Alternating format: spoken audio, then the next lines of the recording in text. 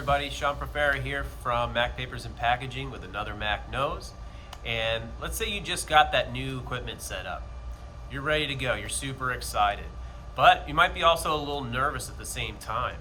We're thinking about, oh man, I got all these jobs lining up. I've never used this equipment before. What did I get myself into? Well, training really comes into play here.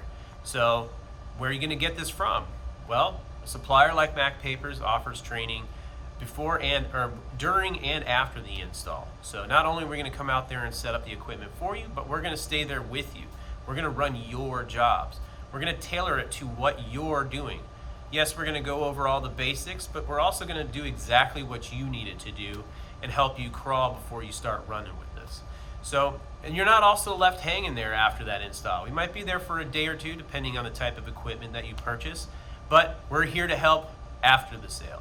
We don't leave you hanging. So not only could we come back out and maybe do some follow-up training with you, you also got resources just over the phone. Maybe you forgot something. You're like, I remember something that they told me while I was during the install. Well, call up. We've got a hotline that you can call up, a service team that's ready to help out.